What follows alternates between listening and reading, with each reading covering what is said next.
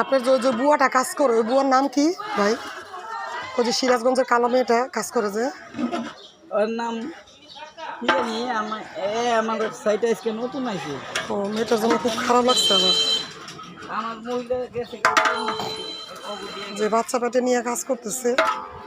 যাই হোক, আমি হয়তো ওইখানে বিয়ে খাইতে আসছি, ওইভাবে তো আর কিছু করি নাই, তো দুধ ডিম যাতে মেয়েটা খায় কিছু টাকা দিয়ে দিলাম মেয়েটারে। খুবই খারাপ লাগলো দেখে। আমারও ঠেকা ও গো ঠেকা। হ্যাঁ, আপনার মানুষ না, ওরও টাকা দরকার।